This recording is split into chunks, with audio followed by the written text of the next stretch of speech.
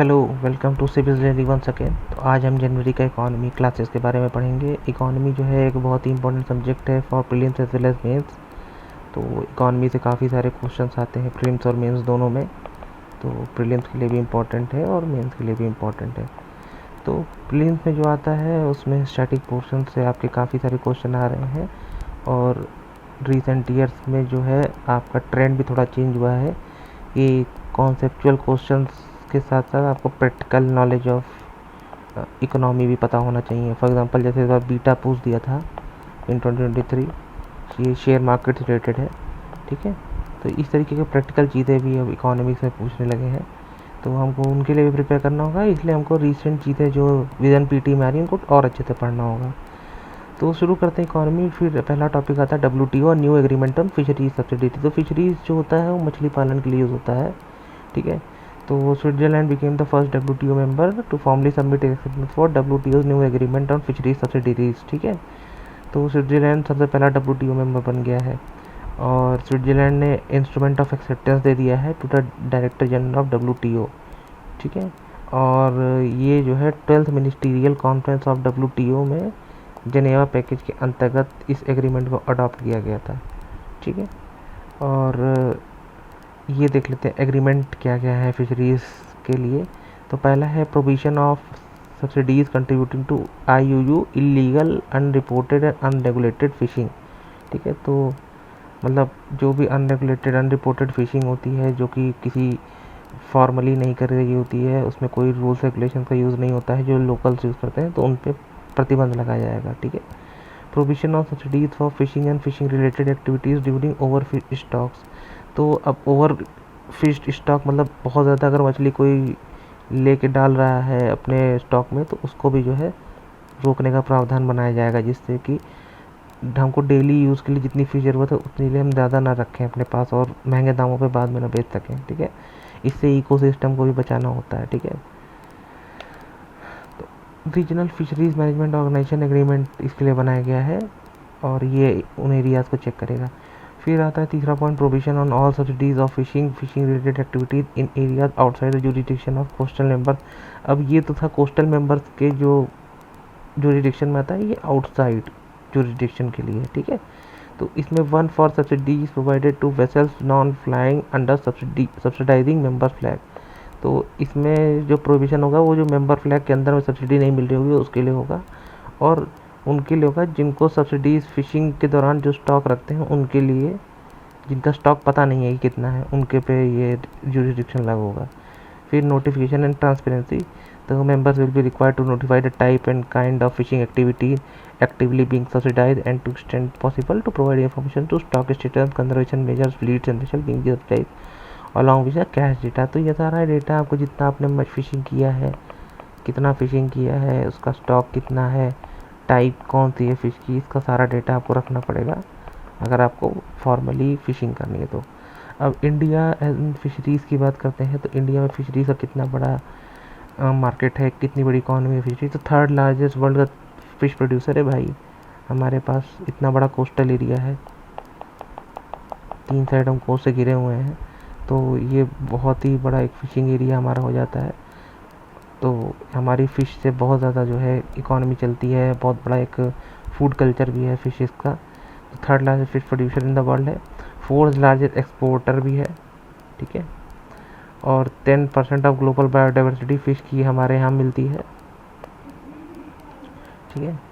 और inland fisheries जो हमारे यहाँ है, ये इसको स्टेट गवर्नमेंट मैनेज करती है। इनलैंड फिशरीज़ का मतलब होता है जो रिवर्स में, लेक्स में, या जिनको मैन मेड लेक्स में जो फिशरीज़ करते हैं, तो उनको जो है स्टेट गवर्नमेंट देखती है, ठीक है। About 7.7% of global fish production हमारे यहाँ होता है। सेकंड लार्जेस्ट एक्वाकल्चर नेशन हमारे यहाँ है। एक्वाकल्चर नेशन मतलब जो हम मैन मेड लेक्स बना के फिशेस का जो हम पालन करते हैं, जैसे मुर्गी का पोल्ट्री होता है, वैसे फिशेस का एक्वाकल्चर होता है। Fisheries being a state subject, state पे pivotal role in fisheries governance, ठीक है। Marine fisheries are a shared responsibility between central and coastal state UT governments.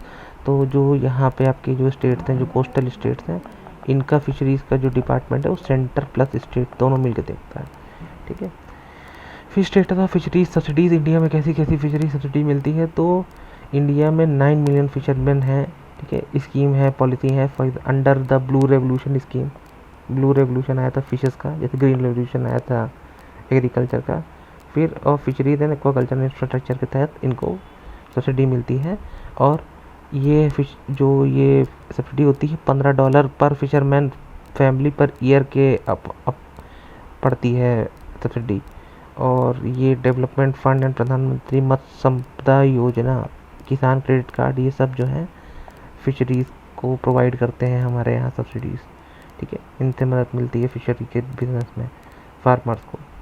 Countries which had privilege huge subsidies in the past should take more obligation to provide subsidies based on the polluter pay principle and common but differentiated responsibilities। तो जिनके पास पहले subsidies थी, पहले वो बहुत ज़्यादा subsidies दे रहे थे, उनके यहाँ सब्सिडीज़ को कम करने के लिए बोला गया है किस प्रिंसिपल पे, पॉल्यूटर प्रिंसिपल और कॉमन बट डिफरेंशिएटेड रिस्पॉन्सिबिलिटीज़, ठीक है। Demanding that developing countries are given a larger transition period of 25 year to put an OCOF subsidies in their EEZ। तो ये इकोनॉमिक जोन जो होता है वहाँ पे 25 साल तक में उनको कहा गया कि भैया आप 25 साल तक में अपना जो है ट्रांजिशन लीजिए और वहाँ पे सब्सिडीज़ को कम करिए, जिससे कि इस बिज़नेस पे कम हो तो हमारा इकोलॉजी बैलेंस बढ़िया बना रहे। फिर demand disciplines on subsidies given by developed countries with large industrial fleets in the form of non specific fuel subsidies which account for 22% of fisheries subsidies, ठीक है। तो इस चीज़ से आप समझ सकते हैं कि कितने नॉन स्पेसिफिक फ्यूल सब्सिडीज जो है वो भी एक बहुत बड़ा फैक्टर है इन सब्सिडीज़ के लिए, ठीक है। अब आते हैं बेनिफिट क्या है इस न्यू एग्रीमेंट के। तो कर्बिंग इलीगल, मतलब इलीगल जितनी अनरेगुलेटेड फिशिंग है उसको रोक लगेगी। ओवर फिश स्टॉक्स पे रोक लगेगी, ठीक है। ओवर फिशिंग पे रोक लगेगी, इलीगल पे रोक लगेगी। प्रोटेक्टिंग अनरेगुलेटेड हाई सीज, मतलब ऐसी जगह, ऐसी चीज़ जो कि किसी के कंट्रोल में नहीं है, वहाँ पे जो फिशिंग होती है, वहाँ पे जो मरीन लाइफ को नुकसान पहुँचता है उसको बचाया जाएगा। और no provision on development subsidies, ठीक है। No provision has been impose by WTO member regarding granting and maintaining subsidy to its vessel operator as it long not carrying IUU। मतलब सब्सिडीज़ देने के लिए मना नहीं किया जाएगा, ठीक है। सब्सिडीज़ देने के लिए बिल्कुल मना नहीं किया जाएगा, लेकिन IUU मतलब इरेगुलेटेड, अनआइडेंटिफाइड और अनरेगुलेटेड नहीं होना चाहिए, ठीक है। ये आपका जो है इलीगल, अनरिपोर्टेड, अनरेगुलेटेड नहीं होना चाहिए फिशरी के पास, तो आपको पूरी तरीके से सब्सिडी मिलेगी। सब्सिडीज फॉर रीबिल्डिंग ओवरफिश स्टॉक, ठीक है। अब ओवरफिश स्टॉक बनाने के लिए अलाउ किया गया है, ठीक है, जब तक वो बायोलॉजिकली सस्टेनेबल है। मतलब आप स्टॉक करिए, लेकिन इतना स्टॉक करिए कि बायोलॉजिकली सस्टेनेबल हो। वो इतना स्टॉक मत कर लीजिए कि 100 दिन का मछली जमा करके रखा हुआ है अपने पास, ठीक है। फिर achieving sustainable development goal 14.6 agreement helps to achieve sustainable development goal 14.6 address harmful fisheries subsidies provided by countries towards marine fishing and to save world stock from further depletion, ठीक है। तो SDG 14.6 को भी अचीव करने की यहाँ पे कोशिश करी गई है, ठीक है। WTO के बारे में जान लेते हैं। जिनेवा स्विट्जरलैंड में इसकी हेडक्वार्टर है। ये ग्लोबल ऑर्गेनाइजेशन है जो ट्रेड बिटवीन नेशंस को कंट्रोल करता है, रेगुलेट करता है। 98% ऑफ वर्ल्ड ट्रेड WTO के अंदर है। और जनरल काउंसिल के पास जो कि डे टू डे डिसीजन लेती है, और इंडिया इसका मेंबर है। ये बहुत आसान सी चीज़ है समझने के लिए। अब आते हैं दूसरा topic, inequality in India. Inequality in India in terms of economics, 90% of wealth is with 1% of the population, ठीक है। तो अभी इनकम टैक्स भर रहा है। इनकम टैक्स से पता चला है कि सिर्फ 2.5 करोड़ लोग जो है 2.5 करोड़ लोग जो हैं ये सिर्फ भरते हैं इनकम टैक्स। क्यों भरते हैं? क्योंकि इन्हीं की इनकम ऐसी है जिस पर टैक्स लग पाता है, ठीक है। क्योंकि 90% ऑफ द वेल्थ जो है वो हमारे 1% ऑफ द पॉपुलेशन के साथ है, ठीक है। ये वर्ल्ड का भी सीन ऐसा ही है। अब आता है survival of the richest. Inequality in India है तो सर्वाइवल ऑफ द रिचेस्ट हो जाता है, ठीक है ना। तो द इंडिया स्टोरी एक रिपोर्ट आई है ऑक्सफैम इंडिया के द्वारा, ठीक है। उसने ये बताया है कि भाई बहुत ज़्यादा इनइक्वलिटी बढ़ गई है आफ्टर कोविड, ठीक है ना। और इंडिया एक one of the biggest economy हो गया है जहाँ बहुत ज़्यादा इनइक्वलिटी है, ठीक है। तो according to UN inequality is state of not being equal specially status rights and opportunities, ठीक है। अब स्टेटस राइट एंड अपॉर्चुनिटीज़ की बात करी गई है, लेकिन स्टेटस राइट एंड अपॉर्चुनिटीज़ की बात, अपॉर्चुनिटीज़ कहाँ से आपको आएंगी?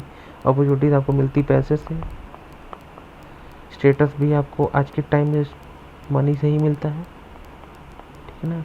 राइट्स आपको कॉन्स्टिट्यूशन देता है, ठीक है।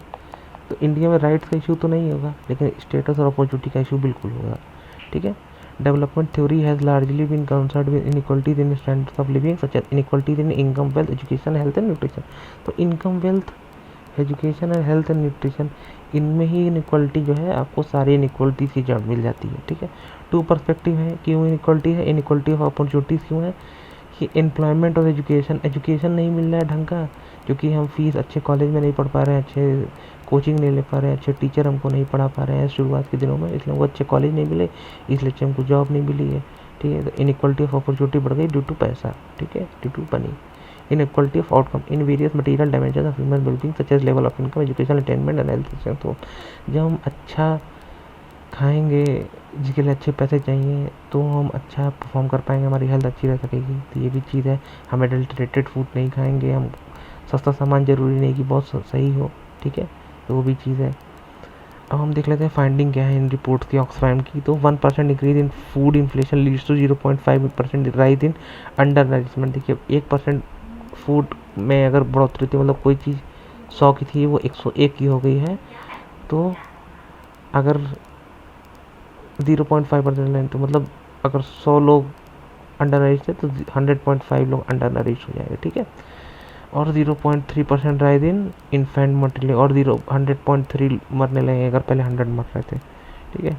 Richest percent India has now own more than 40% of the wealth. ये देखिए 1% है, 40% ऑफ वेल्थ यहाँ पे ले जाता है। ठीक है। Bottom half of the production together share with just 3% of the wealth. ठीक है। अब ये जो है मतलब बॉटम जो हाँ मतलब 50 जो बॉटम के हैं 50% वो सिर्फ 3% वेल्थ रखते हैं। ठीक है। 50% सोचिए बॉटम में कितना हो जाएगा, लगभग इंडिया के हिसाब से तो मुझे लगता है लगभग 30 करोड़ के आसपास आ जाना चाहिए, 30-40 करोड़ के आसपास। ठीक है।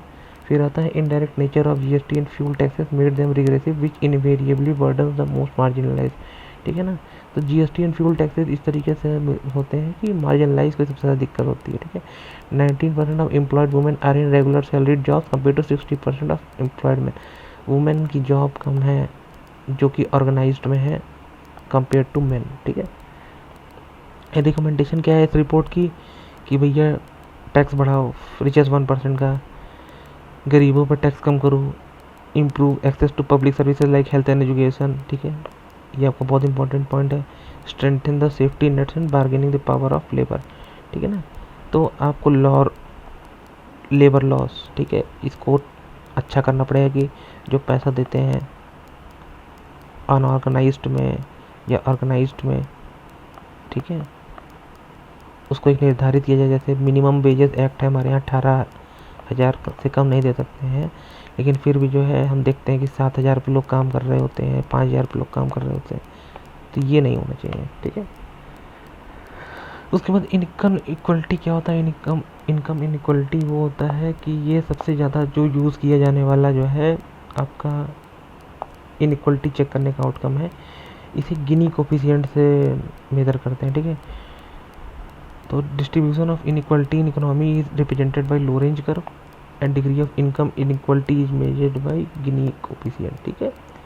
Gini coefficient is a measure of inequality where rating 0 represent total equality with everyone equal here and 1 or sometimes 100 would mean person has everything। ठीक है।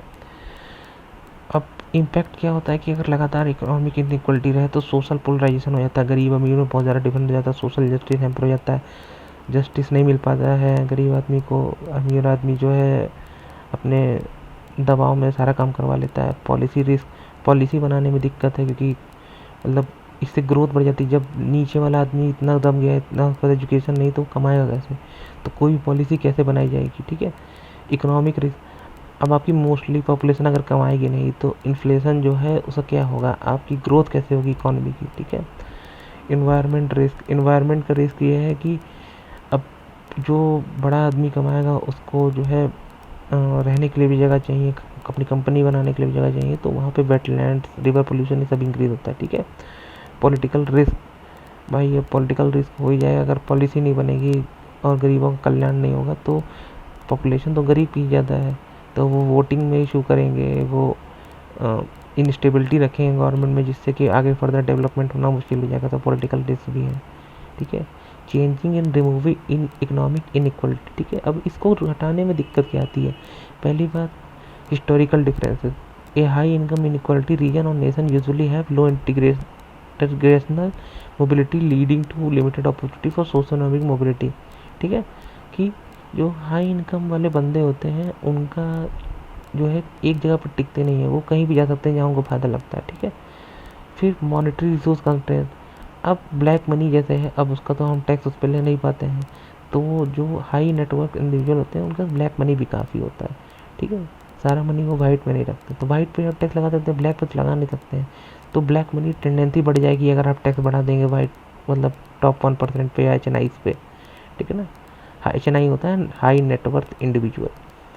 फिर आता है human capital constraint due to vicious cycle of low income, low productivity, low taxation and low human capital, ठीक है। तो अब low income है तो आदमी जो है खा नहीं पा रहा है, हेल्थ अच्छी नहीं है, उसको बीमार रह रहा है बार बार, तो प्रोडक्टिविटी भी कम दे पा रहा है ऑफिस में, ठीक है। अब जब इतना आदमी कम कमा रहा है तो आप टैक्स कितने बढ़ा सकते हैं उसके ऊपर, तो टैक्स भी कम रहेंगे तो गवर्नमेंट की कमाई भी कम होगी, ठीक है ना। अनप्लान्ड अर्बनाइजेशन, अब आपके पास पैसा नहीं होगा तो आप ज़मीन खरीद तो घर नहीं बना पाएंगे DA फ्लैट से, आप तो कहीं कब्जा करेंगे या कहीं आपको जैसे यमुना के किनारे जगह मिल जाए, गंगा के किनारे जगह मिल जाए तो आप झोपड़पट्टी बना के रहने लगेंगे, ठीक है। ये अनप्लान अर्बनाइजेशन होता है, इससे ट्रैफिक में इशू होता है, इससे रिसोर्सेज का जो हमको एलोकेशन करना था उसमें दिक्कत होता है, ठीक है।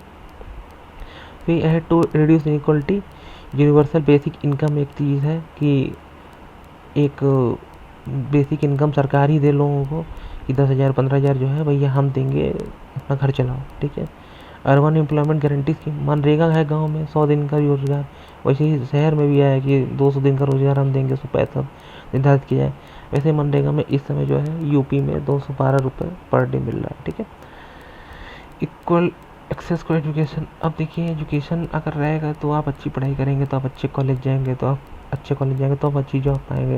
लेकिन जो बेसिक होता है कि आपको primary education, secondary education, 12th class तक जो एजुकेशन मिले वो इतनी अच्छी हो कि आप जो है अच्छे कॉलेज में जा सकें। सरकारी कॉलेज में जो कम फीस लेते हैं उनमें ऐसी पढ़ाई हो कि वहाँ से बंदा IIT निकाल सके, वहाँ से बंदा नीट निकाल सके, ठीक है। इस तरीके के एग्ज़ाम्स को वहाँ तक क्लियर कर सके। फिर रैशनलाइजेशन ऑफ सब्सिडीज, ठीक है।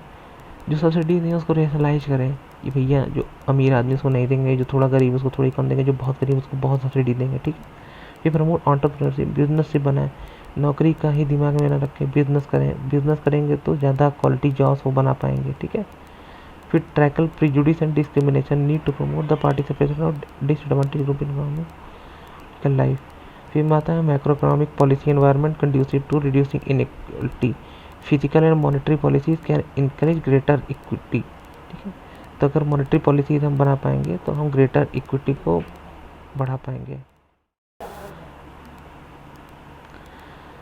ठीक है। तो अब हम आते हैं scheme for financial support digital payment. Digital payment India का एक बहुत ही बढ़िया और वर्ल्ड क्लास लेवल इंफ्रास्ट्रक्चर है फॉर डिजिटल पेमेंट, ठीक है। UPI, NPCI, रूपे, इसने पूरी दुनिया में जो है समय अपना जलवा बिखेरा हुआ है। हमको ये सब याद रखना चाहिए थोड़ा थोड़ा। अब NPCI क्या है? एक PSU है, नॉन फॉर प्रॉफिट, ठीक है।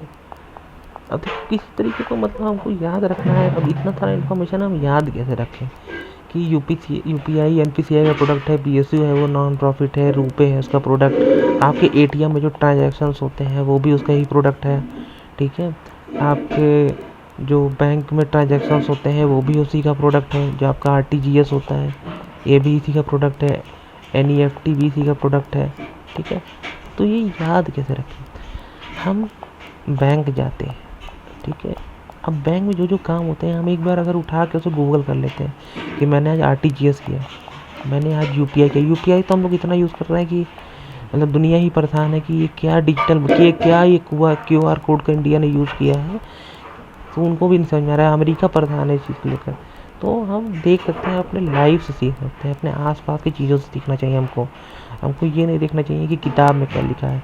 देखते रहिए, सीखते रहिए, समझते रहिए, जोड़ते रहिए, उसको अपने पढ़ाई से जोड़ते रहिए, हर चीज़ जोड़ते रहिए। जितना ज़्यादा जोड़ेंगे उतना ज़्यादा बढ़ता जाता है। आपको ये कुछ याद रखने की ज़रूरत नहीं है। अगर आप सिंपली अपने आँख बंद करके आप एक बैंक के अंदर जाते हैं और आप क्या क्या काम करवाते हैं और क्या क्या काम NPCI करता है, एक दिन आपने देख लिया, कभी जीवन भर आप नहीं भूलेंगे। आप धीरे आप कितनी बार आप दिन भर मोबाइल से पेमेंट करते हैं, ठीक है, तो आप सब समझ जाएंगे यूपीआई कैसे काम करता है, डिजिटल पेमेंट कैसे काम करता है, ई रूपी क्या है, ठीक है ना, सीबीडीसी क्या है, ठीक है, ये सब छोटी छोटी चीज़ें हैं, इसमें कुछ नहीं है, ठीक है। ई रूपी क्या है, सीबीडीसी क्या है, इनका क्या काम है, इनका कैसे काम होना है, इनका बेनिफिट क्या है।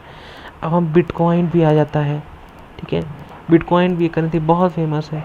क्रिप्टो करेंसी क्या होती है, ठीक है, ठीक है, बिटकॉइन क्या होता है, ठीक है, एन एनएफटी क्या होता है, नॉन फंजिबल टोकन क्या होता है, ये सब फाइनेंस रिलेटेड चीज़ें हैं, ठीक है। आप अगर यूट्यूब पे डालेंगे तो आपको बहुत सारा इन्फॉर्मेशन मिलेगा इन सब की रिकॉर्डिंग, बहुत सारे लोग बहुत सारी बातें करते हैं इनकी रिकॉर्डिंग। मैं आपको एक थोड़ा सा चैनल देना चाहता हूँ, अगर आप बिटकॉइन को समझना चाहते हैं या क्रिप्टो करेंसी को समझना चाहते हैं तो 3 ब्राउन 2 ब्लू ये एक चैनल है, इस पर एक बहुत ही अच्छा वीडियो है रिगार्डिंग क्रिप्टो करेंसी या कैसे बिटकॉइन काम करता है, ठीक है। अगर आप चाहते हैं तो मैं बिटकॉइन पे एक अलग से वीडियो बना दूंगा कि बिटकॉइन होता क्या है, क्रिप्टो करेंसी होता क्या है, एनएफटी होता क्या है, उसका यूज़ क्या है, उसका इम्प्लीमेंटेशन क्या है।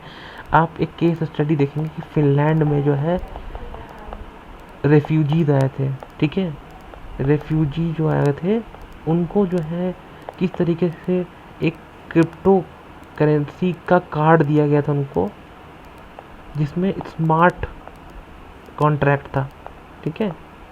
अब ये स्मार्ट कॉन्ट्रैक्ट क्या होता है, स्मार्ट कॉन्ट्रैक्ट की भी एक अपनी बेनिफिट है, अपना एक बढ़िया उसका जो है एक कॉन्सेप्ट है, एक अच्छा कॉन्सेप्ट है, ठीक है। इसको अपने कंट्री में कैसे यूज़ कर सकते हैं, आप इस पे केस स्टडी से पढ़ सकते हैं कि फिनलैंड में उन्होंने कैसे जो है स्मार्ट कार्ड से उसके रेफ्यूजीज आ रहे हैं उनको तुरंत जो है मेन स्ट्रीम में जोड़ा, उनको लोन कितने आसानी से पास किए, उनको लोन पास करने के बाद उनसे रिट्रीवल के लिए कोई आदमी नहीं जाता है, उनके बैंक से अपने आप कट जाता है लोन का पैसा जो वो कमाते हैं। और किस तरीके से वो स्मार्ट कॉन्ट्रैक्ट बना हुआ है कि अगर आप अच्छे से कमा रहे हैं तो आपका इंटरेस्ट परसेंटेज भी आप जितना जितना पेमेंट करते रहे वो कम होता जाएगा।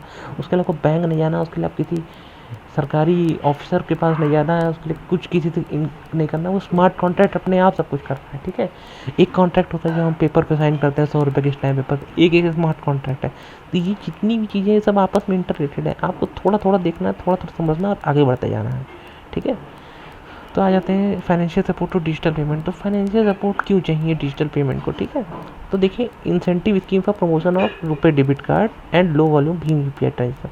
तो हमारे पास जो हम बहुत जनरली अभी तक यूज़ करते हैं वो यूज़ करते हैं वीज़ा और मास्टर कार्ड, ठीक है।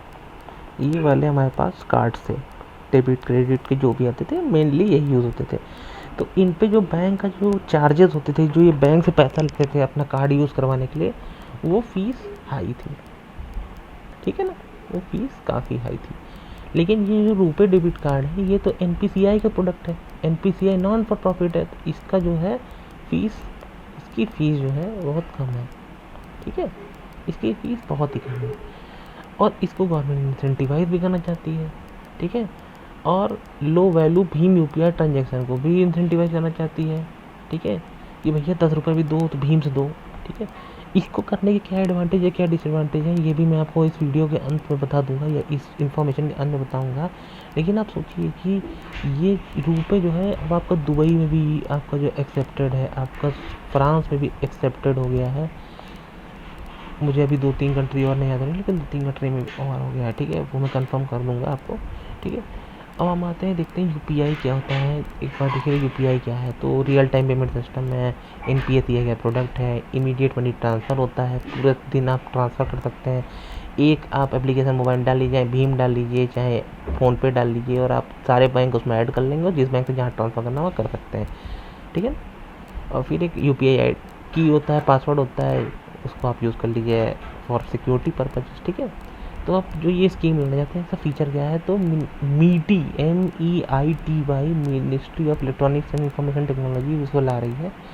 अप्रूव्ड स्कीम का बजट ये है, bank will be provided for financial incentive provide point of sale and ecommerce action using UPI. Point of sale क्या होता है, पॉइंट ऑफ सेल, ठीक है, जो आप बिग बाज़ार में जाते हैं और जहाँ कार्ड स्वाइप करते हैं वो होता है पॉइंट ऑफ सेल, ठीक है। और इसी को, उस मशीन को बोलते हैं point of sale machine, POS machine, ठीक है।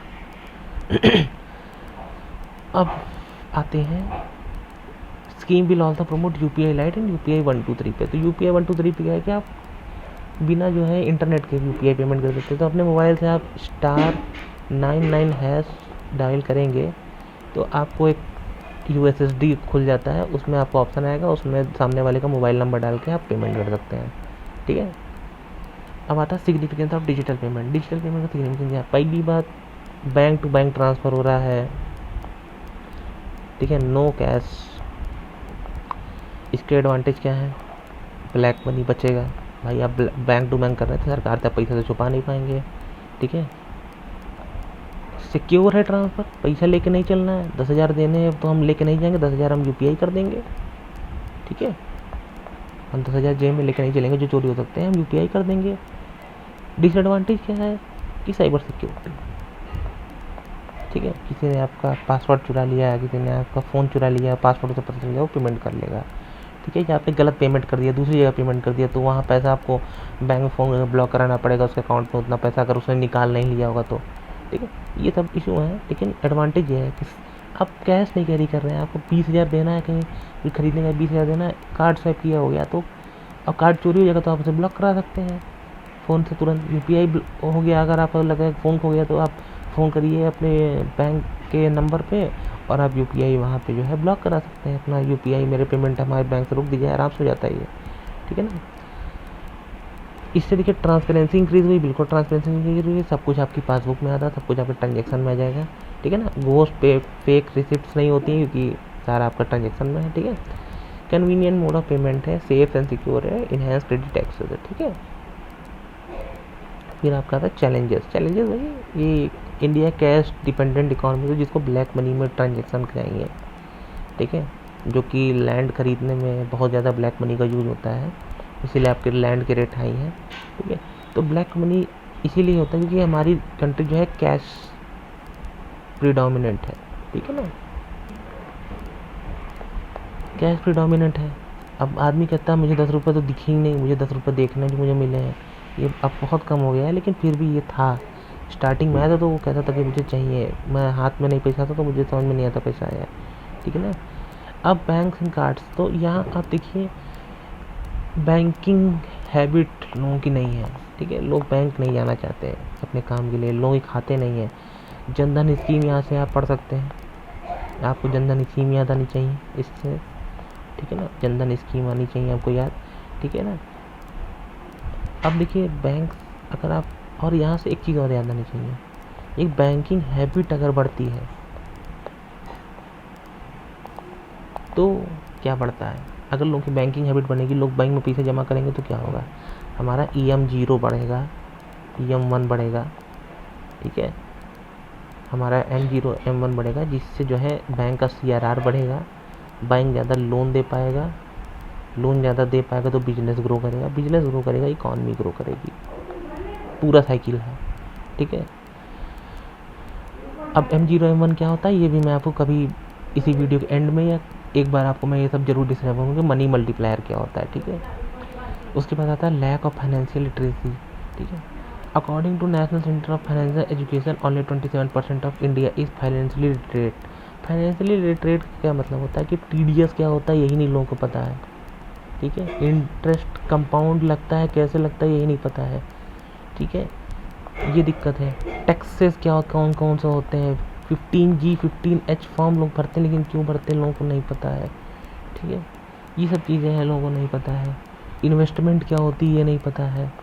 बैंक में बहुत सारे फीचर्स होते हैं लाइक ऑटो स्वीप, ये नहीं पता है लोगों को। ठीक है, तो अब आप बैंक ज़्यादा जाएंगे, आप कुछ प्रॉब्लम आएंगी तो आपको पता चलेगा कि नहीं नहीं ये सब चीज़ें हैं, ये सब चीज़ों से करेंगे तो हमें फाइनेंशियली भी प्रॉफिट होगा और हमारा मनी भी सिक्योर होगा। ठीक है, risk of cyber fraud privacy, ये तो जामतारा फेमस है इसके लिए, सीरीज देख सकते हैं अगर आपको पसंद है। कॉस्ट एंड कनेक्टिविटी, बिल्कुल कॉस्ट कम है, आपको बैंक नहीं पैसा निकालने जाना है। ठीक है, तो बैंक में एम्प्लॉय भी आप कम रख सकते हैं, थोड़े कैशियर कम हो सकते हैं, 2 रहते थे 1 हो सकता है क्योंकि लोगों को कैश कम निकालना है। ठीक है ना, और स्पीड है आपके पास काम करने की, आपको आज़ादी है काम करने की ज़्यादा। ठीक है, अब आते हैं suggestion to improve digital payment system. कैसे इम्प्रूव करता है, पहली बात तो सिक्योरिटी बढ़नी पड़ेगी।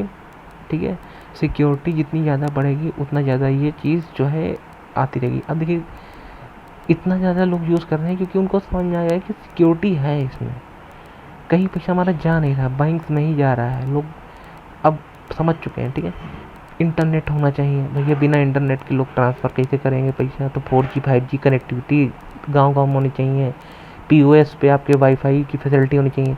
तो यहाँ से आपको समझ में आना चाहिए कि एक भारत फाइबर नाम की स्कीम है गवर्नमेंट ऑफ इंडिया की, जिस जो BSNL है, हाई स्पीड फाइबर को आपके गांव-गांव तक, पंचायत लेवल तक पहुंचाना चाह रहा है, वहाँ के CHCs में गांव का पहुंचाना चाह रहा है, ठीक है। फिर अवेयरनेस क्रिएशन, भाई लोगों को अवेयर करना, ऐड से, मार्केटिंग से। बैंक में बोलेंगे भैया आप UPI चलाइए, क्या दिक्कत है, हम बता रहे हैं कैसे चलेगा, कुछ नहीं होता। डिजिटल लिटरेसी की बहुत ज़रूरत है। OTP नहीं, आपके पास मैसेज आते रहते होंगे RBI से, ठीक है, कि OTP नहीं बताना है किसी को भी, फिर भी लोग बता देते हैं। आपको CVV नहीं बताना है कार्ड का, लेकिन लोग बता देते हैं। आपको कार्ड का नंबर नहीं बताना है, लेकिन लोग बता देते हैं। आपको एक्सपायरी नहीं बतानी है अपने कार्ड की, लोग बता देते हैं। आप अपना पिन नहीं बताना है बैंक का, UPI का, वो लोग बता देते हैं। ये सब नहीं बताना है। तो ये लिटरेसी की बहुत ज़रूरत है, ठीक है। और इसका यूज़ भी बहुत अच्छा है कि आप डिजिटल लिटरेसी का मतलब ये सिर्फ नहीं है कि आप सिर्फ RBI की बात करिए। इन जनरल डिजिटल लिटरेसी होनी चाहिए कि आपका लॉगिन, जीमेल का लॉगिन कहीं होता है तो आपके पास मैसेज आता है तो आप उसे समझ सकें कि ये लॉगिन दूसरी जगह हो रहा है तो मैं कर रहा हूँ तभी हो रहा है। अगर अपने आप हो तो आप उसे कैसे रोक सकते हैं, कैसे नहीं रोक सकते, क्योंकि आज के ज़माने में, आजकल के टाइम में आप बिना इंटरनेट, बिना इस चीज़ को समझे अगर आप रहना चाहते हैं तो बहुत मुश्किल है आपके लिए, ठीक है। स्टेटस हमारा डिजिटल पेमेंट का यहाँ पे दिया हुआ है, मुझे नहीं लगता मुझे बताने की ज़रूरत है, ठीक है ना। UPI का डोमिनेंस है, सबको पता है, कर ही रहे हैं सब। गूगल पे, फ़ोन पे, भीम, पेटीएम सब कर ही रहे हैं, ठीक है ना। और लेकिन एक चीज़ है कि cash independence is still very है, ठीक है। Around 70% of India transaction is taking place in cash, ठीक है। तो लोगों का अभी भी विश्वास जो है पूरी तरीके से UPI पे नहीं है। Plus UPI has now come with several restriction कि आप N नंबर ऑफ ट्रांजेक्शन कर सकते हैं, N नंबर ऑफ अमाउंट ही दिन भर में, एक दिन में भेज सकते हैं। तो ये भी थोड़ी रिस्ट्रिक्शन है क्योंकि बहुत ज़्यादा बल्क में छोटे छोटे अमाउंट हो रहते हैं, ठीक है। तो इन सबको समझने की ज़रूरत है। अब आता है स्टेट फाइनेंसेस पढ़ते हैं। स्टेट फाइनेंस, स्टेट का जो है फाइनेंस हम देखते हैं क्योंकि स्टेट जो है हमारा एक मेजर टैक्स कलेक्टिंग बॉडी है for the development of the nation. तो RBI release annual publication title state finance study with budget 2022-2023 with the theme capital formation in India the roles of state. तो कैसे capital बनता है India में, उसका state का role दिया हुआ है, ठीक है। अब देखते हैं क्या है। तो Indian constitution provide federal basis of governance. Federal basis मतलब फेडरल का मतलब मैंने पॉलिटी के वीडियो में समझाया हुआ है कि 2 लेवल पे गवर्नमेंट हो, ठीक है। एक स्टेट, एक सेंटर, दोनों के पास अपना काम डिवाइडेड हो। कुछ काम जो हो दोनों कॉमनली कर लें। तो टैक्स ऐसा काम है जो सेंटर और गवर्नमेंट दोनों कॉमन करता है। अब तो जैसे GST आ गया है तो इसमें मोस्टली काम सेंटर का है। Centre collects tax and distributes to states according to their weightage, ठीक है। The 7th schedule specifies the financial resources and function of the centre and state. 7th schedule में जो है फाइनेंस रिसोर्सेज के बारे में बताया गया है 7th शेड्यूल में, ठीक है। तो ये इंपॉर्टेंट जानकारी आपके लिए हो जाती है। Constitution of India also provides for physical institutions and mechanism for intergovernmental transfer to address vertical and horizontal physical imbalance levels of government। वाह क्या लाइन। तो ये कह रहा है कि फिजिकल इंस्टीट्यूशंस का जो मैकेनिज्म है, inter governmental transfers to vertical and horizontal physical imbalances accord different levels of government. का मतलब ये है कि मान लीजिए ये एक सेंट्रल गवर्नमेंट, इसमें डिपार्टमेंट 1 है, डिपार्टमेंट 2 है, डिपार्टमेंट 3 है, डिपार्टमेंट 4 है, ठीक है। अब यहाँ से ये स्टेट को देता है, स्टेट का भी डिपार्टमेंट 1, डिपार्टमेंट 2, डिपार्टमेंट 3, डिपार्टमेंट 4 है, ठीक है। तो ये कह रहा है कि जो हमारे पास मैकेनिज़्म है कॉन्स्टिट्यूशन देता है वो हमको कहता है कि भैया यहाँ से आप इधर भी जा सकते हो, टैक्स दे सकते हो, टैक्स ले सकते हो, इधर भी आप फिजिकल बैलेंस कर सकते हो हॉरिजॉन्टली भी, और फिर यहाँ पे भी आप ले दे सकते हो, यहाँ पे भी टैक्स आप पूरा जो है हॉरिजॉन्टली वर्टिकली मैनेज कर सकते हो। तो ये इंटर गवर्नमेंटल हो गया, ये 2 गवर्नमेंट आपकी इंटर गवर्नमेंटल, और ये आपका डिफरेंट लेवल्स ऑफ गवर्नमेंट हो गया कि भाई ये आपके सेंटर, ये स्टेट है, और ये आपका हॉरिजॉन्टल एंड वर्टिकल, हॉरिजॉन्टल ये होगा और वर्टिकल आपका ये हो गया, ठीक है। हॉरिजॉन्टल आपका D1 D2 D3 का हो गया और वर्टिकल आपका C और S में हो गया, ठीक। But to stay reality of critical nascent private sector and gaps in implemental capability, the state finances and expenses over scheduled period of time have remained weak. High physical deficit. Physical deficit मतलब होता है वित्तीय घाटा। वित्तीय घाटा, वित्तीय घाटा क्या होता है कि आमदनी अठन्नी खर्चा रुपया, ठीक है। तो हमारा जो बजट तय हो जाता है कि भैया हम 1 करोड़ रुपया देंगे, वो तो हमको 1 करोड़ देना ही देना है, लेकिन हमारा जो टैक्स कलेक्शन हुआ वो हुआ 90 लाख। तो ये 10% घाटा है, इसे कौन पूरा करेगा? इसको कभी कभी RBI पूरा करती है, कभी कभी कंसोलिडेटेड फंड ऑफ इंडिया पूरा करता है, ठीक है। कभी कभी लोग बाहर से लोन लेते हैं, ठीक है। फिर high revenue deficit and high डेप्ट टू GDP रेशियो, ठीक है। हमारा डेप्ट टू रेशियो मतलब जितना हम लोन लेते हैं काम करने के लिए, उसका GDP हम उससे कम प्रोड्यूस कर पाते हैं। सेम चीज़ है, आप दुकान के लिए लोन लें 10 लाख का, लेकिन आप सामान 9 लाख का बेचें, तो आपका debt to GDP ratio negative हो जाएगा, आपका फिजिकल डेफिसिट बढ़ जाएगा, ठीक है। अब physical responsibility and budget management act FRBM act 2003 purpose to establish a financial discipline and reduce transparency in India physical management system. ये एक फिजिकल एक्ट आया था, ठीक है, 2003 में। तो इसकी पर्पस क्या है कि फाइनेंशियल डिसिप्लिन हो इंडिया के फिजिकल मैनेजमेंट सिस्टम में, टारगेट बना के रखा जाए कि कैसे कैसे हमको इसको ख़त्म करना है। लॉन्ग टर्म ऑब्जेक्टिव रखा जाए कि भैया अभी तो हम इस छोटे टारगेट को पूरा करेंगे और लॉन्ग टर्म में हमें इसको कैसे दूर करना है फिजिकल डेफिसिट को, ठीक है ना।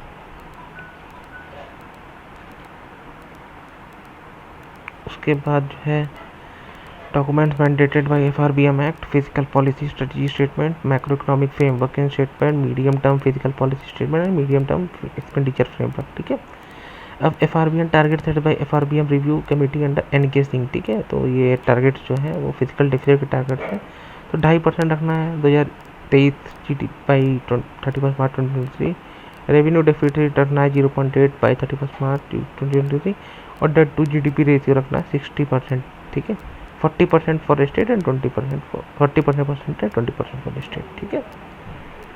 अब मैं आना चाहता हूँ सिग्निफिकेंस क्या है स्ट्रॉन्ग फाइनेंस, क्योंकि ये जो फैक्ट्स है ना, ये फैक्ट्स आप पढ़ सकते हैं कि फाइंडिंग क्या है, ठीक है। ये मैं बताऊंगा तो इसमें सिर्फ मुझे रीड आउट ही करना है, इसमें आपको कुछ समझ में नहीं आएगा, ठीक है। ये आप खुद पढ़िए, इसके डाटा आप नोट करिए, शायद स्टेट BCS एग्ज़ाम्स में आ जाए, नहीं तो ये UPSC में आना तो थोड़ा मुश्किल है, ठीक है। लेकिन हम ये देख सकते हैं gross physical deficit is equal to total expenditure revenue deficit plus non डेप्ट क्रिएटिंग कैपिटल डेफिसिट, ठीक है।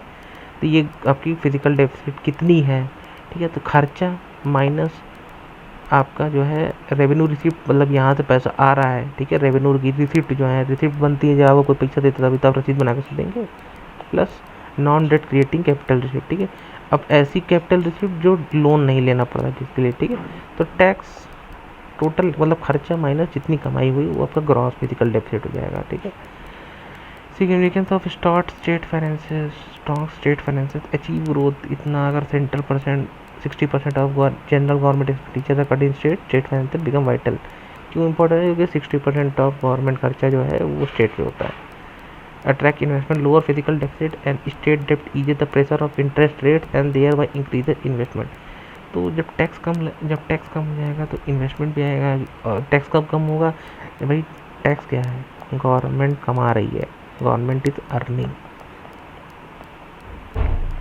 ठीक है। तो मान लीजिए ये एक बॉक्स है गवर्नमेंट का, इसमें पैसा भरा जाता है, ठीक है। टैक्स से क्या होता है? राम ने टैक्स दिया, पैसा आया, श्याम ने टैक्स दिया, पैसा और आया, ठीक है। लेकिन अभी इतना खाली है, ये जो एरिया है खाली है, ठीक है। यही है फिजिकल डेफिसिट, यही है फिजिकल डेफिसिट, ठीक है ना। क्योंकि हमको खर्चा तो इतना करना है, टैक्स आया है लाल और हरे जितना, ठीक है। ये इसको हम मिटा देते हैं,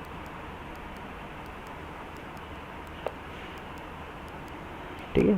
तो अगर टैक्स हमारे पास पूरा हमारा बॉक्स भरा होगा तो हम कहेंगे भाई ठीक है टैक्स कम दे दो, हमारा काम हो गया, टैक्स कम दोगे तो भैया कंपनी का कि अच्छा टैक्स नहीं लग रहा है, आते हैं कंपनी इंस्टॉल करते हैं, इन्वेस्टमेंट आ जाएगा, कंपनी आ जाएंगी, ठीक है। उसके बाद एम्प्लॉयमेंट जनरेशन भी होगा, जब कंपनी आएगी तो एम्प्लॉयमेंट भी आएगी। अचीव सस्टेनेबल को। अब जब पैसा आएगा तो भैया पॉल्यूशन कम करने के लिए पेड़ भी लग जाएगा, है ना, सड़क भी सही बन जाएगी, हंगर के लिए पीडीएस सिस्टम को भी ठीक से हम लागू कर पाएंगे, हमारे पास पैसा है, हम खर्च कर सकते हैं, ठीक है ना। ये सैनिटेशन, एग्रीकल्चर, इरिगेशन, ये सब स्टेट लिस्ट में आता है। तो सैनिटेशन के लिए हम टॉयलेट बनवा सकते हैं, एग्रीकल्चर के लिए हम छूट दे सकते हैं किसानों को, भैया ठीक है तुम्हारा लोन माफ, हमारे पास बहुत पैसा है, ठीक है। इरिगेशन के लिए हम कह सकते हैं भैया कैनाल नल खोदो, इरिगेशन पहुँचाओ, पैसा रहेगा तभी तो करेंगे, बिना पैसा कैसे होगा, ठीक है। उसके बाद आता है कैसे इम्प्रूव होगी स्टेट फिजिकल हेल्थ। उसके लिए रिसेंटली क्या किया जा रहा है, तो स्पेशल असिस्टेंट दिया गया है कैपिटल इन्वेस्टमेंट का 1 लाख करोड़ रुपया, इंटरेस्ट फ्री 50 साल के लिए, ठीक है। फिर reforming additional borrowing space to state government allowing additional borrowing of 0.5% GSDP of power sector reform, ठीक है। ये ways and means of advances WMA limit for state government to reduce to 4710 crore 47,010 crore from 51,560 crore, ठीक है। फिर inclusion of budget borrowings in state, ठीक है ना, in position मतलब ऑफ बजट बोरोइंग भी हम कर सकते हैं स्टेट तो है। State level measures to augment revenue such as, मतलब स्टेट लेवल में जो हम टैक्स बना सकते हैं वो कौन से हैं, ग्रीन टैक्स, ठीक है ना। जैसे बनाया असम ने बनाया, केरला बनाया कि भाई पुराना गाड़ी ना चलाओ, दिल्ली में 15 साल पे हट जाता है, नहीं तो ग्रीन टैक्स देना पड़ेगा। Measures of fair monetisation assessed by Haryana, ठीक है ना। तो अब आपको फेस्ड मोनेटाइजेशन मतलब ज़मीन बेचना धीरे धीरे धीरे धीरे, तो उसका मेजर जो है वो हरियाणा ने बनाया, ठीक है। Amnesty scheme by Kerala and Rajasthan in 2021 to provide relief to taxpayer as well as to improve their own revenue collections, ठीक है। तो एक एमनेस्टी स्कीम लाया था केरला और राजस्थान, ठीक है। Existing concern over state finances, भाई एग्जिस्टिंग करने के vertical imbalance, high dependence on state for centre for resources and resource mobilisation power and fall short of the spirit. भाई स्टेट का पैसा ही नहीं आ रहा है तो वो सेंटर से मांग रहा है, और सेंटर कितना पैसा देगा, तो उससे स्टेट डेवलपमेंट नहीं हो पा रहा है, ठीक है। अब देखिए टैक्स एमनेस्टी क्या होता है, limited time offer by the government to specified group of tax payer to pay defined amount in exchange for forgiveness of tax liability, ठीक है ना, मतलब अभी दे दो तो दूसरा टैक्स कम ले लेंगे। 10 जो 31 अगस्त को देना है, अगर आप 31 जून को दे देते हैं 10% छूट आपके टैक्स में, यही है एमनेस्टी, टैक्स एमनेस्टी, ठीक है ना। उसके बाद horizontal imbalances that is variation within states ability stores mobilisation expenditure due to region specific disparities and diverse socio economic structure, dominance of committed expenditures in expenditure pattern of state as interest payments and pension and administrative services.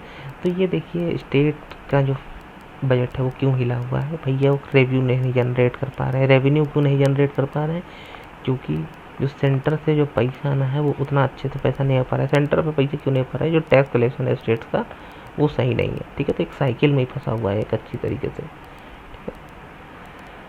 अब आते हैं कि ये कैसे होगा, ठीक है ना, कैसे इसको ठीक किया जाता है। Growing threats of global recession, high के बीच में कैसे ठीक करना है, लेजिस्लेटिव रिफॉर्म करने पड़ेंगे हमको। तो ओवरहॉलिंग करनी पड़ेगी FRBM एक्ट की, जो 2003 में बना हुआ, आज तक अमेंडमेंट नहीं हुआ उसमें। तो 15 फाइनेंस कमीशन और FRBM रिव्यू कमेटी को जो है बैठ कर एक ग्रेटर ट्रांसपेरेंसी और डेट सस्टेनेबिलिटी के ऊपर काम करना चाहिए, ठीक है। 15वीं फाइनेंस कमीशन ने बोला हुआ है कि फिजिकल डेफिसिट लिमिट को 4% स्टेट के लिए रखो, 3.5% रखो, 3% को इन ईयर्स में, 4 रखो 21-22 के लिए, 3.5 रखो 22-23 के लिए, और 3% रखो 23-26 के लिए, ठीक है। उसके बाद FRBM रिव्यू कमेटी बोल रही है कि FRBM हटाओ और debt management physical responsibility committee लाओ with public debt to GDP ratio the medium term anchor for ratio. मतलब FRBM हटाओ, डेट मैनेजमेंट फिजिकल रिस्पॉन्सिबिलिटी एक उसकी जगह दूसरी बनाओ, उसका जो आधार होना चाहिए वो ये होना चाहिए, ठीक है, थोड़े दिनों के लिए। Creation of physical council to prepare multi year forecast, recommend changes to physical strategy etcetera, rule based policy framework with clear grounds of deviation from target activity etcetera. Physical reforms क्या होने चाहिए, state must prioritize debt consideration as a part of fiscal policies with proper strands on reporting of public debt and contingent liabilities and their risk, targeting double digit growth in SOTR, state exercise, liquid, ये सब जितने taxes होते हैं। Institutional reforms, timely state setup of state finance commission to decide and assignment of taxes fees, और government strengthen the tier tax of government by increasing the autonomy of local bodies. Expenditure reforms increase public expenditure of capital formation, productive assets, that is expenditure on recent development, education, health, green etcetera. ये आप जितने point है ना इसको आप note करिए, और note करने के बाद आपको जो है पूरी तरीके से इसको मेंस स्पेसिफिक है,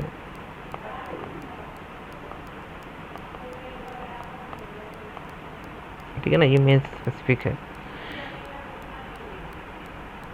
ठीक है ना। Other measures continued ease of doing business to create a congenial environment for private sector to invest and thrive, encourage and facilitate higher estate trade and business to realize full benefit of spillover effects of state capex across the country, ठीक है।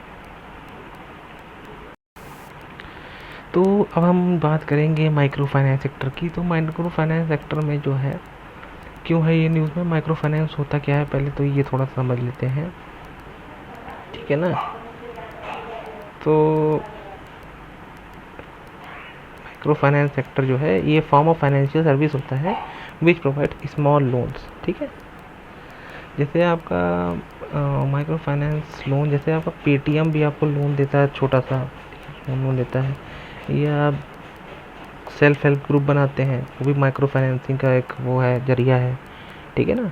फिर देखिए आपका bank भी जो है micro finance देता है, NBFCs देता है, NBFCs MFI ये आपका माइक्रो फाइनेंस हो जाता है, और SFBs भी देता है, ठीक है, स्मॉल फाइनेंस बैंक्स।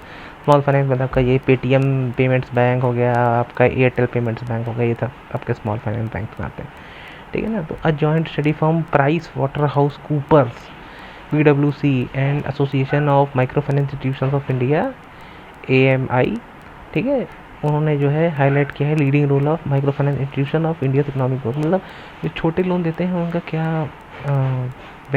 क्या योगदान है भारत के इकोनॉमिक ग्रोथ में। तो हम समझते हैं मार्केट शेयर कितना है। तो देखिए नॉन प्रॉफिट MFI का जो प्रॉफिट शेयर है वो 0.78 है, बैंक का 40-41% है, NBFCs MFI का 31%, 18% SFB और 9% NBFCs का है लगभग, ठीक है ना। तो इसका प्रिविलेंट डिस्ट्रीब्यूटिव मॉडल क्या है देख लेते हैं। अंडरलाइंग स्ट्रेटेजी है कि greater photo of saving generation, saving करवाना है, greater photo of credit generation, credit करवाना है, ठीक है। सेल्फ हेल्प ग्रुप का है कि सेव करो, 10-10 रुपये लाओ डालो, और ये जॉइंट वाला जो है इसका है greater photo of credit generation, ठीक है। स्केलेबिलिटी SHG लेस स्केलेबल है, ठीक है। एवरेज साइज ग्रुप 10 से 20 लोगों का होता है सेल्फ हेल्प ग्रुप में, ठीक है। एसोसिएटेड नॉन परफॉर्मिंग NPA थोड़ा सा कम ही होता, मतलब 7 to 8% है। NPA JLG में जो आपका है 1% से भी कम है, ठीक है। तो आप देखते हैं इंपॉर्टेंस क्या है इनका MFI का, ठीक है। Promotes inclusive growth by providing collateral free credit to over 6 crore borrowers at the bottom of the economic pyramid, मतलब सबसे गरीब लोगों को जो है free loan, free collateral free credit दिया जाता है। कोलेटरल का मतलब होता है जैसे आप जो गिरवी रखते हैं, तो जो गिरवी रखते हैं उसे कोलेटरल कहते हैं। रेगुलेटरी फ्रेमवर्क, ठीक है। तो रेगुलेटरी फ्रेमवर्क देखते हैं क्या है कि RBI कहता है मैं ही हूँ सर्वे सर्वा इन सबका, जो कि हमेशा ही रहता है। Based on Malegaon committee RBI introduced a comprehensive regulatory framework for NFBC MFI, also recognized साधन as an association of impact finance institution as self-regulatory organization for MFI, ठीक है। तो साधन एक है इनका बॉडी जो देखता है सेल्फ रेगुलेटरी ऑर्गेनाइजेशंस को, ठीक है। अब आता है सेबी। सेबी भी जो है कुछ MFIs को जो है मॉनिटर करता है, NBFC को करता ही करता है, ठीक है। और some states also have own laws to regulate micro lenders, ठीक है। उसके बाद हम देख लेते हैं इंपॉर्टेंस जो देख रहे थे, तो हम आ जाते हैं पॉवर्टी एलिवेशन को भी कर्व करने में इसका काम रहता है, क्योंकि भाई पैसा देते हैं बिजनेस करता नहीं, पैसा कमाता है। वुमेन एम्पावरमेंट होता है कि सेल्फ हेल्प ग्रुप या छोटी छोटी वुमेन को अपने घर में कुछ काम करने के लिए जो लोन दिया जाता है, तो वुमेन एम्पावरमेंट भी उससे होता है, ठीक है। Social equity as MFIs are actively involve in financing और water sanitation products and services, awareness on government scheme such as Ayushman Bharat programme and PM SVANidhi scheme for street vendors, ठीक है। अब हम देखते हैं देखिए जो आपका JLG था, JLG का फुल फॉर्म देख लीजिए, जॉइंट लायबिलिटी ग्रुप है, ठीक है ना। ये दो सेल्फ हेल्प ग्रुप और जॉइंट लायबिलिटी ग्रुप, ये दो मेजर हैं लोन डिस्ट्रीब्यूटर मॉडल्स, ठीक है। माइक्रो फाइनेंस इंस्टीट्यूशन जो है एक बिल आया था 2012 में, वहीं भी मालेगांव कमेटी के ऊपर वो रिकमेंडेशन पे बेस्ड है, ठीक है। तो अब जब देख लिया कि इनसे जो इतना फ़ायदा होता है कि आपका इकोनॉमिक ग्रोथ या इकोनॉमिक इंक्लूजन या पॉवर्टी एरेडिकेशन में एमएफआई का इतना रोल है, तो अब हम देखते हैं वे फॉरवर्ड क्या है। तो वे फॉरवर्ड यही है कि अचीव किया जाए सस्टेनेबल डेवलपमेंट को, है ना। और फ्यूचर कोर्स देखा जाए गवर्नमेंट रेगुलेटर्स का क्या है, ठीक है ना। Bridging the inherent regulatory gaps through statutory and regulatory framework on common definition, understanding lending risk management control model, opening new investment channel, ठीक है ना। स्पेशली टू एमएफआई, मतलब आप ढूंढते रहते हो कि किसको लोन दे, किसको लोन दे, तो दिखा कि ये ग्रुप को लोन चाहिए इस तरीके के काम के लिए, ये एक ए ग्रुप को चाहिए एक्स तरीके काम करने के लिए, बी ग्रुप को चाहिए वाई तरीके काम करने के लिए, ठीक है ना। तो आपको लोन देने के बहुत सारे अलग अलग लोग मिलते हैं और इनको अलग अलग चीज़ों के लिए लोन चाहिए होता है, तो वो आइडेंटिफाई ईजिली हो पाता है, ठीक है ना। अब देखिए ये ग्रामीण बैंक, अपनी बांग्लादेश टीम अगर पुराना मैच देखेंगे आप जाके ना, तो आप ग्रामीण बैंक उनका जो है आपको वो मिल जाएगा उनके टी शर्ट्स पे, इसका मतलब वो उनका एडवर्टीजमेंट, ठीक है। ग्रामीण बैंक को एंडोर्स करते थे या मतलब उनका स्पॉन्सर थे बांग्लादेश टीम के, ठीक है। तो ये मोहम्मद यूनुस साहब थे, मोहम्मद यूनुस को नोबल प्राइज़ मिला है, ठीक है ना, मॉडर्न एमएफआईज।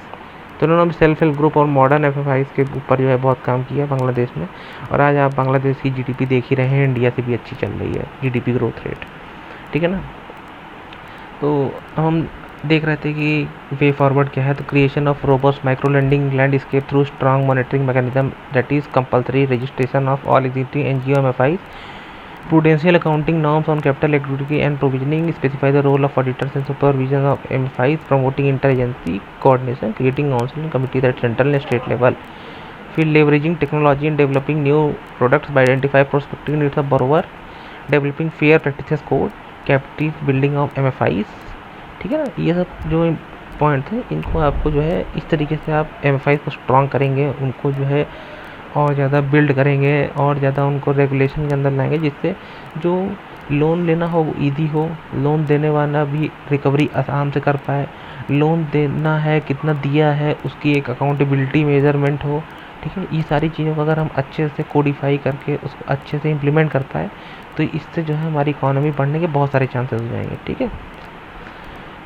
फिर आता है इंसॉल्वेंसी एंड बैंक्रप्सी कोड, ठीक है। ये आपका जो है बहुत इंपॉर्टेंट हो जाता है आपका यूपीएससी मेंस और प्रीलिम्स दोनों के पर्सपेक्टिव से, क्योंकि जो है इससे ये इंसॉल्वेंसी बैंक्रप्सी कोड आपके एनपीएस से रिलेटेड है। तो जब कोई भी कंपनी दिवालिया होती है, कोई भी आदमी लोन नहीं दे पाता है बहुत बड़ा वाला, तो इंसॉल्वेंसी बैंक्रप्सी कोड के अकॉर्डिंग जो है उस पर कार्रवाई की जाती है, ठीक है। तो उसके लोन का भुगतान किया जाता है, ठीक है। तो ये देखिए इंसॉल्वेंसी क्या हो जाता है, ये पढ़ लीजिए। It refer to a situation where companies और individual are not able to repay the debts they owe, पैसा ही नहीं है देने के लिए। बैंक्रप्सी क्या है, legal proceeding initiated when an individual entity is unable to repay outstanding debts और ऑब्लिगेशन, ठीक है। इंसॉल्वेंसी क्या है कि लोन दे नहीं पा रहा है, ठीक है। और बैंक्रप्सी क्या है कि लीगल प्रोसीडिंग इनिशिएट हो गई है जब कोई आदमी लोन नहीं दे पा रहा है। तो ये दो चीज़ में अंतर है, ठीक है। तो क्या है, टू स्ट्रेंथन द फंक्शनिंग और IBC, ministry of corporate affairs has release propose changes to IBC, मतलब कुछ चेंजेस करना चाहता है ministry of commerce corporate affairs, ठीक है। तो अब आईबीसी के फीचर क्या है, 2016 में आईबीसी आया था, time bound market mechanism to address insolvency corporate person partnership firms and individuals, ठीक है। It creates single law for solvency and bankruptcy for robust modern and sophisticated solvency framework, मतलब पहले बहुत सारे एक्ट थे लेकिन ये जो है एक आया तो ये मॉडर्न था, ठीक है। इसे मॉडर्न तरीक़ों से इन सब डील किया जाता था, ठीक है। आईबीसी के 4 पिलर हैं, 4 पिलर आईबीसी के जो हैं वो आपके हैं इंसॉल्वेंसी प्रोफेशनल्स, ठीक है, जो ये मेंबर्स होंगे उस इंसॉल्वेंसी के। Information utilities to store details on lenders, lending terms etcetera in electronic database to facilitate insolvency register, for example national e governance services limited, ठीक है। फिर insolvency and bankruptcy board of India to regulate functioning of IPs and IUs, executing authority and डेप्ट recovery tribunal, ठीक है। NCLT adjudicates insolvency resolution for companies while DRT educates for individuals, ठीक है। फिर NCLAT है और अपीलेट अथॉरिटी है। NCLAT जो है इसकी अपीलेट अथॉरिटी, मतलब आपका कोई भी दिक्कत आ रही है इस आईबीसी से रिलेटेड तो आपको यहाँ अपील करना है, ठीक है ना। बेड लोड का रिजोल्यूशन देखिए ये तरीके से आईबीसी के 4 पिलर हैं जिससे बेड लोड का रिजोल्यूशन होता है। तो वही है, ये रेगुलेटर एक होगा, इन्फॉर्मेशन जो उस लोन की रिकॉर्डिंग होगी वो एक इलेक्ट्रॉनिक जगह पे सेव होगी। फिर एक अथॉरिटी होगी एनसीएलटी डीआरटी जहाँ पर अपील कर पाएंगे, और इंसॉल्वेंसी प्रोफेशनल आएंगे जो देखेंगे केस और समझेंगे और उसके आपका निपटारण करेंगे। ठीक है। फिर based on assets value and debtor type IBC provides for several corporate insolvency resolution process corporate insolvency resolution process CIRP pre package insolvency resolution process PPIRP fast track corporate insolvency resolution process FIRP. ठीक है। फिर आता है benefits of IBC. Benefits of IBC क्या है? Economic stability and growth. IBC ensures this overhauling the corporate distress regime of India through a time bound process with a credited in control model. Maximize the value of distressed assets by reducing the time taken and cost of bankruptcy resolution. By the end of September 2022, out of total 593 CIRPs, about 36% were resolved and 30% were liquidated. ठीक है।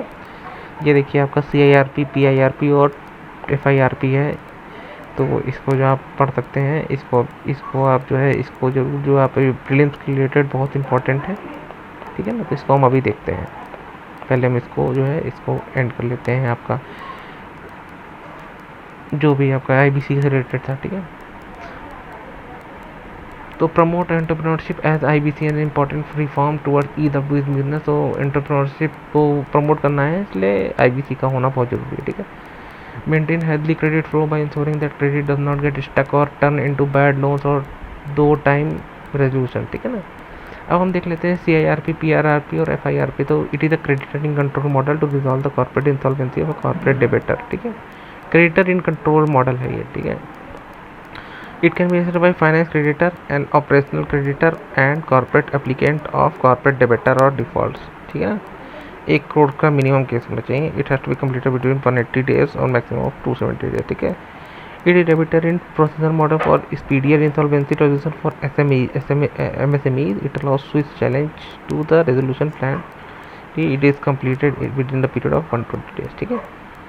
और ये CIRP के जैसा ही होता है in term, बस time और वैल्यू में डिफरेंट होता है। इसका 1 करोड़ के नीचे का होता है, 90 दिन में इसको हमको निपटाना होता है केस। ठीक है।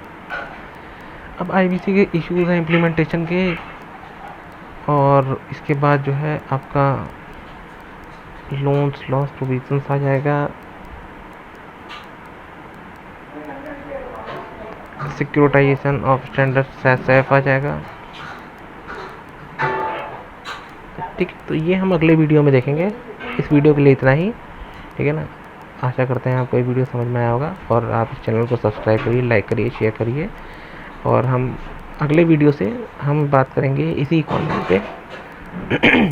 अगले वीडियो में हम बात करेंगे आपका जो है लोन लॉस प्रोविजंस पे। ठीक है। चलिए।